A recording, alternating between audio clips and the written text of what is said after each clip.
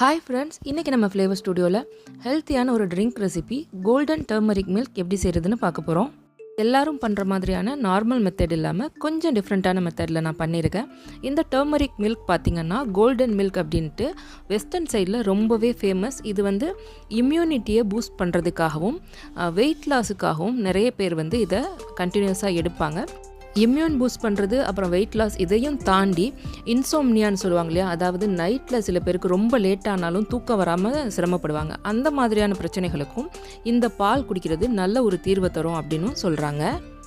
நார்மலாக நம்ம தூங்குகிற நேரத்துக்கு ஒரு 30 to 45 மினிட்ஸ் முன்னால் இந்த பாலை வந்து நம்ம நல்லா வெதுவெதுப்பாக குடிச்சிட்டு படுத்தோம் அப்படின்னா நல்ல ஒரு ஆழ்ந்த உறக்கம் கிடைக்கும் அப்படின்னு சொல்கிறாங்க. இப்போ இது எப்படி ரெடி பண்ணுறதுன்னு பார்த்துடலாம். இன்றைக்கி நான் இதுக்கு ஒரு 15 to 20 எண்ணிக்கையில் பாதாம் எடுத்து ஓவர் நைட் ஊற வச்சு எடுத்திருக்கேன். அதே மாதிரி ஒரு 7 பெரிய சைஸ் பேரிச்சம்பழம் எடுத்துகிட்டு அதையும் தண்ணி ஊற்றி ஓவர் நைட் ஊற வச்சுருக்கேன். பேரிச்சம்பழத்தை வந்து நான் ஃப்ரிட்ஜில் வச்சுட்டேன். பாதாம் வந்து ரூம் டெம்பரேச்சரில் வச்சு தான் ஊற வச்சேன். கூடவே இதில் நான் இன்றைக்கி ஃப்ரெஷ் டர்மரிக் வேர் வந்து சேர்த்துக்க போகிறேன். பசுமஞ்சள்னு சொல்லுவாங்க இதை. அப்படி உங்களுக்கு இன்கேஸ் இது கிடைக்கல அப்படின்னா நீங்கள் மஞ்சள் தூள் சேர்த்துக்கோங்க. இப்போது நம்ம ஊற வச்சு விதை நீக்கிட்டு எடுத்து வச்சுருக்க பேரிச்சம்பழத்தை மிக்ஸி ஜாரில் சேர்த்துக்கலாம்.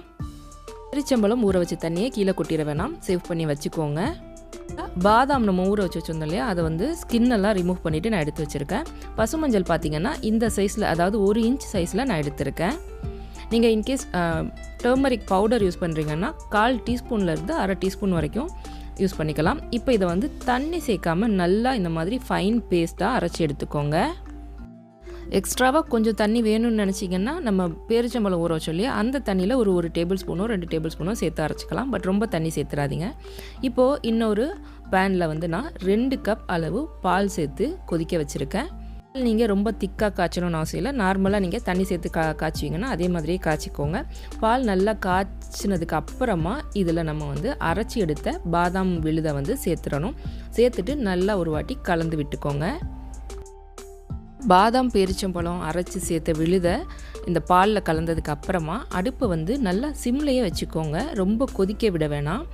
இப்போது நம்ம பாதாம் விழுத அரைச்ச மிக்ஸி ஜாரை கொஞ்சமாக ஒரு 1/2 கப் தண்ணி சேர்த்து அதையும் நான் வந்து அலசி இந்த பாலில் சேர்த்துக்கிறேன்.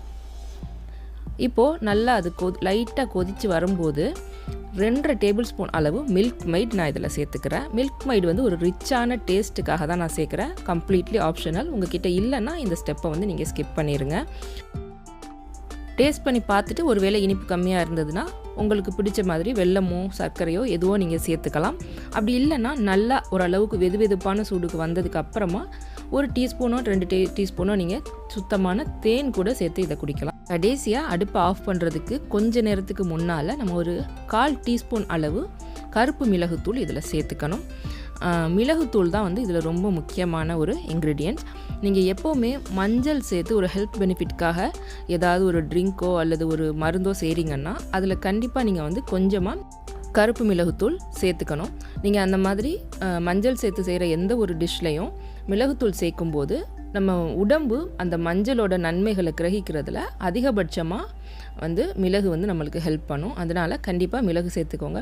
மஞ்சள் மிளகுலாம் சேர்க்குறதுனால இதோட டேஸ்ட் எப்படி இருக்குமோன்னு நீங்கள் யோசிக்கவே வேணாம். ரொம்ப அருமையாக இருக்கும். நீங்கள் ஒரு வாட்டி ட்ரை பண்ணி பார்த்தா தான் தெரியும். இப்போது கடைசியாக இதில் நான் ஒரு 1/2 டீஸ்பூன் அளவு ரோஸ் எசன்ஸ் சேர்த்துக்க போகிறேன். இது வந்து குழந்தைங்க குடிக்கும்போது ஒரு ஃப்ளேவர் இருந்ததுன்னா விரும்பி குடிப்பாங்க அப்படிங்கிறதுக்காக மட்டும்தான். Completely optional. உங்ககிட்ட எசன்ஸ் இல்லைன்னா நீங்கள் இதை ஸ்கிப் பண்ணிடுங்க. அப்படி இல்லை வெனிலா எசன்ஸ் இருக்குன்னா அது கூட சேர்த்துக்கலாம். இல்லை உங்களுக்கு பிடிச்சமான எந்த ஃப்ளேவர் வேணாலும் நீங்கள் இதில் சேர்த்துக்கலாம். சேர்த்துட்டு ஒரு வாட்டி நல்லா கலந்து விட்டுட்டு நம்ம இதை அடுப்பு ஆஃப் பண்ணிவிட்டு நல்லா ஆற விட்டுடலாம். இதை வந்து நீங்கள் வெதுவெதுப்பான சூட்டில் சர்வ் பண்ணிங்கன்னா குடிக்கிறதுக்கு தொண்டைக்கு இதமாக நல்லா இருக்கும். இல்லை இதை நீங்கள் சில்லுன்னு குடிக்க ஆசைப்பட்டீங்கன்னா கூட ஃப்ரிட்ஜில் வச்சுட்டு கொஞ்சம் அது சில்லானதுக்கப்புறம் கூட குடிக்கலாம். ரொம்ப நல்லது. பட் தூக்கத்துக்காக குடிக்கிறீங்கன்னா வெதுவெதுப்பாக தூங்குறதுக்கு ஒரு 1/2 மணி நேரமோ 3/4 மணி நேரமோ முன்னாடி குடிச்சிங்கன்னா உங்களுக்கு ரொம்ப யூஸ்ஃபுல்லாக இருக்கும். நீங்களும் ட்ரை பண்ணி பாருங்கள். உங்களுக்கு கண்டிப்பாக இந்த வீடியோ யூஸ்ஃபுல்லாக இருக்கும்னு நான் நம்புகிறேன். இந்த வீடியோ பிடிச்சிருந்ததுன்னா லைக் பண்ணிவிட்டு உங்கள் ஃப்ரெண்ட்ஸ் அண்ட் ஃபேமிலி கூட மறக்காமல் ஷேர் பண்ணிக்கோங்க. இதே மாதிரி ஹெல்த்தியான ரெசிபீஸ்க்கு நம்ம ஃப்ளேவர் ஸ்டுடியோ சேனலை சப்ஸ்கிரைப் பண்ணிக்கோங்க. சீக்கிரமே உங்களை இன்னொரு ரெசிபியோட சந்திக்கிறேன். தேங்க்ஸ் ஃபார் வாட்சிங்.